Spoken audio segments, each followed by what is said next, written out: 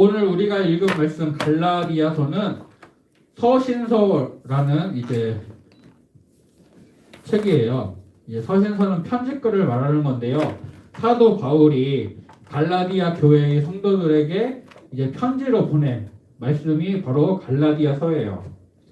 이제 바울이 갈라디아 교회에 그러면 왜 편지를 보냈냐면은 갈라디아 지방의 사람들은 바울의 전도로 예수님을 믿게 됐어요. 우리 친구들 중에 엄마 아빠 때문에 예수님을 믿은 사람 없어요? 나는 내가 스스로 교회 왔다. 오, 한샘이. 나는 엄마 아빠 따라서 왔다. 오고 싶어서는 아니고. 자, 나는 엄마 아빠 따라서 교회 왔다. 나는 친구 따라서 교회 왔다. 이거 엄마 따라왔죠. 없어요? 우리 친구들은 대부분 엄마 아빠를 따라서 교회를 왔을 거예요. 근데 갈라디아 교회 사람들은 원래는 예수님을 몰랐는데 바울의 전도로 예수님을 믿게 됐어요. 근데 바울이 그들에게 복음을 전할 때 뭐라고 전했냐면은 예수님이 우리 죄를 대신해서 십자가에 죽으셨습니다. 그 예수님을 믿어야지만 구원을 받습니다. 라고 얘기를 했어요. 예수님을 믿음으로 구원을 받는다.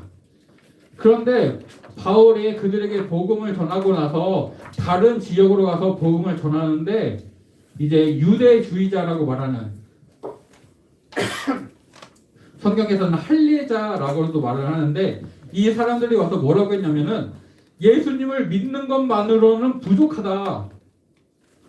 너희들이 유대인들처럼 할례를 받아야 되고 율법을 지켜야 구원을 받는다라고 말하는 사람들이 생겼어요. 누구 말이 맞을까요? 우리가 구원을 받으려면 예수님을 믿기만 하면 될까요? 아니면은 예수님을 믿으면서 또 뭔가를 해야 될까요? 갈라디아 교회 사람들이 의문이 생겼어요. 뭐가 맞는 거지? 그래서 바울이 맞을 거야 하면서 믿으면 돼 라고 생각하는 사람도 있었고, 아니야, 믿는 거 말고도 우리가 율법도 행하고 할례도 행해야 되는 것 같아. 저 말이 맞는 것 같아 라면서 마음이 바뀐 사람들도 있었어요. 그래서 바울이 갈라디아 교회에 편지를 보냅니다. 여러분, 믿음은 오직 예수님을 믿음으로만 우리가 구원을 받게 됩니다. 예수님이 나를 위해 십자가에 죽으신 것, 그리고 다시 살아나신 것을 믿어야지만 구원을 받습니다. 에베소서에서는 이것을 하나님의 은혜로 예수님을 보내주셨는데 우리가 그것을 믿을 때에 구원을 받는다라고 말씀을 하고 있어요. 이 얘기를 하면서 바울이 여러분 갈라디아 교회 사람들이요, 여러분들이 복음을 믿고 예수님이 나를 위해 돌아가셨고 다시 살아나셨다 이것을 믿고 그 믿음을 따라 살아가십시오 라면서 편지를 보냈어요. 그것이 오늘 우리가 읽은 이제 갈라디아서의 내용이고, 그 중에 오늘 우리가 읽은 부분은 어떤 부분이냐면은 컴퓨터만 이제 예수님의 제자였던 베드로가 복음의 진리를 따르지 않았기 때문에 바울이 개화를 책망하였다. 그 얘기를 얘기하면서 우리가 복음의 진리를 따라서 살아야 된다라고 얘기를 하고 있어요. 예원아, 시원아, 그거 잠깐 내려놓을래? 그거 내려놓고 앞에 화면 보면서 목사님 말씀 듣자. 자, 예수님께서 모든 사람, 그러니까 유대인이나 이방인이나 한국 사람이나 일본 사람이나 미국 사람이나 어떤 사람이든지 모든 사람을 위해서 그들을 구원하시려고 십자가에서 죽으셨어요. 이것을 믿는 사람은 하나님의 자녀가 돼서 구원을 받는 것이고, 이것을 믿지 않는 사람은 구원을 못 받는 거예요. 그런데 유대인들은 뭐라고 생각을 했냐면은, 아니야, 우리는 하나님이 선택하신 아브라함의 후손이잖아. 하나님이 우리에게 율법을 주셨잖아. 우리가 하나님의 선택받은 민족으로서 할례를 행하잖아. 그러니까 예수님 믿는 것만은 안 되고 할례도 받고 율법도 지켜야 돼. 그래야지 구원받는 거야 라고 유대인들은 생각을 했어요. 그런데 하나님께서는 베드로를 통해서 고넬료, 로마 사람이었던 고넬료에게 말씀을 전할 때 그가 성령을 받고 하나님의 영이 임하시는 것을 보게 하심으로써 하나님의 구원은 유대인이나 이방인이나 차별이 없구나. 모든 사람이 믿기만 하면 구원을 받는구나 라는 것을 베드로에게 알려주셨어요. 그 이후로 원래 유대인들은 외국인들과 같이 식사를 하거나 교제를 하지 않았는데 베드로는 고넬료가 구원을 받는 것을 보고 저 사람들도 하나님이 택하신 사람이구나, 하나님의 백성이구나 라고 알게 되고서 그들과 같이 예배도 드리고 식사도 같이 하고 했어요. 그런데 예루살렘에서 어떤 사람들이 오니까, 할례주의자들, 유대주의자들 오니까 베드로가 그들을 무서워해서 그 전에는 이방인들과 같이 식사도 하고 예배도 같이 드렸는데 이제는 그런 행동을 안 하는 거예요. 같이 예배를 드리지 않고 같이 식사를 하지 않게 됐어요. 이것을 본 다른 유대인들도 베드로처럼 예배 드리는 것을 같이 드리지 않고 자기들끼리만 모여서 드리고 식사도 자기들끼리만 하면서 이방인과 유대인이 나눠진 것처럼 생활을 했어요. 이것 때문에 안디옥 교회에 유대인 성도들도 있었고 이방인 성도들도 있었는데 그들 사이에 다툼이 생기게 된 거예요. 그래서 바울이 베드로에게 너가 복음의 진리를 알고 그것을 믿는데도 왜 그 믿음대로 행하지 않느냐라면서 책망을 하였고 이것을 고치게 됐어요. 그러면서 다시 한번 말해요. 구원을 받는 것은 예수님을 믿음으로 받는 것이고 이것은 하나님의 은혜로 주어지는 것이다. 율법을 행한다거나 할례를 받는다거나 이런 외적인 조건들이 전혀 필요하지 않다. 모든 사람이 똑같이 믿어야지만 구원을 받는다라고 말을 하게 됐어요. 이것을 갈라디아서 2장 16절에서 제대로 말씀을 하고 있어요. 우리 이 말씀 천천히 한번 읽어볼까요? 시작. 사람이 의롭게 되는 것은 율법의 행위로 말미암음이 아니요 오직 예수 그리스도를 믿음으로 말미암은 줄 알므로 우리도 그리스도 예수를 믿나니 이는 우리가 율법의 행위로서가 아니고 그리스도를 믿음으로써 의롭다함을 얻으려 함이라. 율법의 행위로서는 의롭다함을 얻을 육체가 없느니라. 아멘. 유대인들이 지켜야 되는 율법에는 613가지의 조항이 있어요. 이것들을 목사님도 다 몰라요. 그런데 613가지가 있대요. 자, 여러분 600가지의 법을 지켜야 된다고 하면은 그걸 다 지킬 수 있는 사람이 있을까요? 613가지 중에 한 가지만 못 지켜도 그 사람은 율법을 못 지킨, 율법을 어긴 사람이 돼요. 그러면 율법을 지켜야지만 구원을 받는다라고 하면은 612가지는 지키고 한 가지는 못 지켰어. 그럼 그 사람은 구원을 받을까요? 못 받을까요? 못 받아요. 평상시에는 지금 우리나라 대한민국을 예로 들어서 평상시에는 착하게 살던 사람이 어느 순간 죄를 하나 졌어요. 그럼 그 사람은 죄인이에요? 아니에요? 죄인이에요. 한 가지만 잘못을 해도 한 가지만 죄를 범해도 그 사람은 죄인이에요. 우리가 율법을 지켜야지만 구원을 받는다라고 하면은 613가지의 율법 중에 한 가지만 어겨도 그 사람은 죄인이 돼서 구원을 받지 못해요. 그러니까 사람의 힘으로는 율법으로는 구원을 받을 수 없어요. 율법은 이 율법을 통해서 이것이 죄구나 그것을 알고 이것을 통해서 내가 스스로는 구원을 받을 수 없는 존재이구나 이것을 깨닫게 해서 하나님 나를 용서해 주시고 나를 도와주세요. 나는 이 율법을 다 지킬 수가 없는 연약한 사람입니다. 나를 도와주세요 라면서 하나님의 은혜를 간구하기 위해서 하나님을 더 찾고 의지할 수 있도록 우리에게 율법을 주신 것이지 이 율법을 통해서 이것을 지켜야지만 구원을 받는다라고 우리에게 주신 게 아니에요. 그래서 구원은 의롭게 되는 것은 오직 예수님을 믿음으로만 그리고 믿음으로써 의롭게 된 사람들 예수님을 믿음으로써 구원을 받게 된 사람들이 하나님을 사랑하는 마음으로 하나님이 말씀하신 말씀을 따라 순종하는 것이 이제 율법을 지키는 모습으로 나타나는 것이지 율법을 지켜야지 구원을 받는 것이 아니에요. 그래서 바울이 오늘 외울 말씀인 이 말씀을 우리에게 말씀하고 있어요. 내가 그리스도와 함께 십자가에 못 박혔나니 그런즉 이제는 내가 사는 것이 아니요 오직 내 안에 그리스도께서 사시는 것이라. 이제 내가 육체 가운데 사는 것은 나를 사랑하사 나를 위하여 자기 자신을 버리신 하나님의 아들 예수 그리스도를 믿는 믿음 안에서 사는 것이다. 이제 우리는 믿음으로 산다. 율법이나 어떤 행위가 아니라 오직 믿음으로만 살아야 된다라고 우리에게 알려주고 있어요. 우리가 믿음을 따라서 살아야 되는 것이죠. 우리 친구들이 이 말씀을 기억하면서 예수님을 믿는 사람들이 착하게 살아야 돼요. 예수님을 믿는 사람들이 법을 잘 지켜야 돼요. 예수님을 믿는 사람들이 말씀을 잘 순종해야 돼요. 그것은 맞는 말이지만 말씀에 순종해야 구원받는다. 율법을 행해야 구원받는다. 무언가 다른 걸 해야 된다. 해야지만 구원을 받는다. 이것은 절대로 아니에요. 우리가 구원을 받는 것은 오직 예수님을 믿음으로만 구원을 받게 돼요. 그리고 구원을 받은 사람이 예배를 드리고 찬양을 드리고 기도를 하고 성경을 읽고 필사도 하고 암송도 하면서 믿음의 삶을 살아가는 거예요. 하나님의 은혜로 구원을 받은 사람이 믿음의 삶을 살아가는 거예요. 믿음의 삶을 살아야 구원받는 것이 아니라 구원받은 사람이 믿음의 삶을 살아가는 거예요. 우리 친구들이 이것을 꼭 기억하고 믿음으로 살아가기를 간절히 소원합니다. 그럼 여러분, 믿음을 따라 사는 것은 무엇일까요? 우리가 믿음을 따라서 살아야 되는데 믿음을 따라서 산다는 것은 과연 무엇일까요?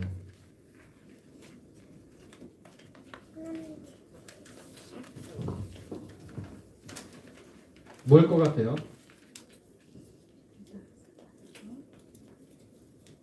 하나님 믿으면서 따라가는 거 아닌가요? 네, 맞아요. 그러니까 하나님의 믿음을 따라가는 건데 그럼 그게 뭘까요? 하나님의 믿음을 따라가면 그게 행동으로 나타나요. 예전에 야고보서를 우리가 말씀을 들을 때 그랬죠. 믿는 사람들은 그 믿음이 말만 하지 않고 행동으로 그 믿음을 표현해야 된다고요. 그럼 우리가 하나님을 믿는 믿음을, 예수님을 믿는 믿음을 어떤 것으로 표현을 해야지 우리의 믿음이 드러나게 될까요? 목사님이 영상을 하나 보고 싶어요. 우리 친구들과 함께. 은찬쌤, 영상을 좀 보여주세요. 네.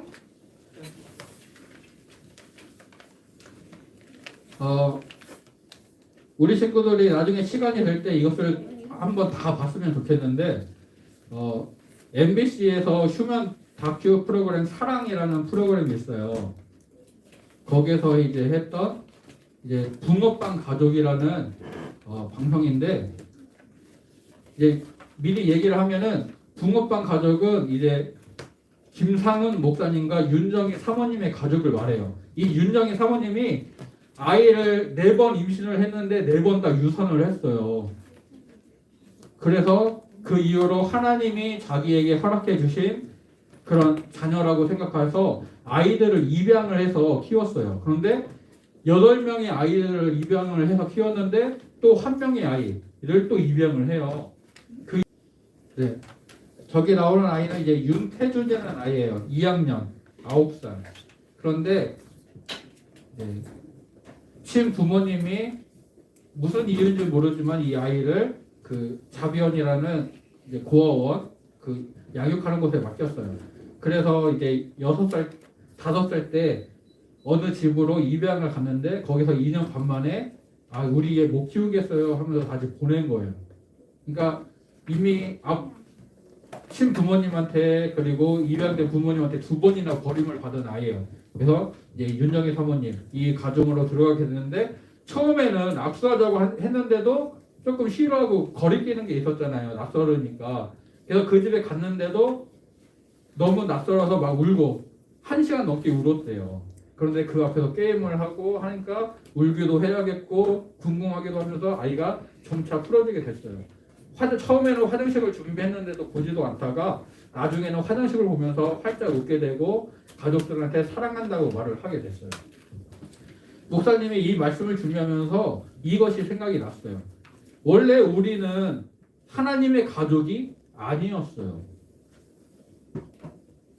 예수님의 구원을 받지 못했을 때는 하나님의 가족이 아니었어요. 그런데 예수님을 통해 구원을 받게 되고 하나님의 가족이 됐어요. 자, 새로운 가정이 되면은 새로운 환경에서 사는 게 쉬울까요? 아니면 예전에 내가 살던 대로 사는 게 쉬울까요? 태준이도 처음에 적응을 못하고 돌아가겠다고 말하는 것처럼 가족들과 함께 새로운 가족들과 함께 사랑을 받으면서 사는 게 훨씬 더 좋고 아름다운 것임에도 불구하고 그게 어색하니까 익숙하지 않으니까 자꾸 예전으로 돌아가려고 해요. 그런데 이제 새로운 가족이 돼서 거기에 적응해서 살게 되면은 더 많은 사랑도 받고 정말 사랑의 가족의 관계를 누리게 되는 거죠. 이 가족들이 태준이가 그 가족들에게 마음을 연 다음에 새로운 가족이 됐잖아요. 그런데 태준이한테 우리 집은 이런 집이야. 너는 이제 앞으로 너가 일어나면은 스스로 이불을 개야 되고 밥을 먹은 다음에는 식판을 싱크대에 갖다 놔야 되고 너가 맡아서 청소는 어디를 해야 되고 이런 걸 가르치지 않아요. 저 아이들이 엄마 아빠의 설거지도 도와주고 집안일도 도와주고 다 하는데도 태준이한테 말하는 거는 딱 하나예요. 사랑이. 아빠한테도 사랑한다고 말해야지. 너가 이제 우리 가족이 됐으니까 이거 해야 돼 라고 말하는 게 아니라 제일 먼저 말하는 거는 사랑이에요. 우리가 하나님의 가족이 됐잖아요. 예수님을 믿음으로 구원을 받고 하나님의 가족이 됐어요. 하나님의 자녀로 살아가요. 이것을 보여주는 가장 좋은 것은 말씀을 암송하는 것, 예배를 드리고 찬양하는 것, 물론 이런 것들도 필요하지만 가장 먼저 우리가 해야 될 것은 사랑이에요. 나를 사랑하신 하나님을 사랑하는 것. 그리고 하나님이 사랑하시는 내 이웃, 내 옆에 있는 사람들을 사랑하는 것. 그럼 물어볼게요. 어떻게 하면 하나님을 사랑할 수 있을까요? 어떻게 하면 내 이웃, 내 가족, 내 친구들을 사랑할 수 있을까요?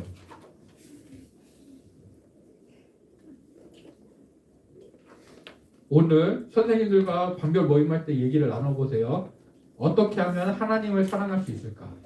어떻게 하면 부모님을, 친구들을, 가족들을 사랑할 수 있을까? 목사님이랑 목사님 아내가 이제 곧 셋째가 태어나요. 원래 예정일은 지난 목요일 9월 2일이었는데 아직까지 안 나왔어요. 목사님은 속으로 주일날 11시만 피해라, 주일날 11시만 피해라 계속 그랬거든요. 네. 이제 의사 선생님한테 진료를 볼 때 그랬어요. 오늘까지 나오지 않으면은 오늘 밤 9시에 입원을 해서 이제 아이가 빨리 나오게 하는 주사를 받고 내일 월요일날 이제 아이를 낳자 해서 이제 그걸 준비를 하고 있어요. 근데 어제 우리 집 이호한테 이제 셋째가 태어날 아이 이름을 서준이라고 지었거든요. 이호한테 예주야 이제 서준이가 태어날 거야 그랬더니 예주가 싫어하는 거예요. 예주가 그동안은 막내로 계속 사랑을 받다가 이제는 또 다른 막내가 생긴다고 하니까 어리광이 더 심해지면서 어색하대요. 동생이 생긴다는 게 어색하고 조금 싫다고 말을 하더라고요. 근데 목사님도 그렇고 목사님의 가족도 이제 서준이라는 셋째 아이가 태어날 것들을 이제 준비를 해야 돼요. 그 아이가 태어나면 그 아이한테 이제 맞춰줘야 돼요. 물론 그 아이도 지금 우리 4명으로 이루고 있는 가족에 맞춰줘야겠죠. 서로 사랑하는 관계 속에서 서로 맞춰주면서 한 가족이 되어가는 거예요. 또 우리 교회에서 초등부가 한 가족으로 모였잖아요. 내가 하고 싶은 대로만 하게 되면은 싸움이 나요. 때로는 양보도 하고 때로는 배려도 하면서 서로 사랑으로 맞춰줘야지만 한 가족이 될 수가 있어요. 하나님이 나를 사랑하시는 것처럼 나도 하나님을 사랑해야 돼요. 하나님이 내 옆에 있는 친구도 사랑하시니까 나도 그 친구를 사랑해야 돼요. 이것을 꼭 기억하고 우리가 믿음을 따라 살아야 되는데 그 믿음을 따라 사는 것은 사랑하며 사는 것이다. 이것을 꼭 기억하고 어떻게 하면 하나님을 사랑할 수 있을까? 어떻게 하면 내 가족, 이웃을 사랑할 수 있을까? 이것들을 고민하고 그것을 실천하는 우리 친구들 되기를 간절히 소원하고 축복합니다. 기도하겠습니다.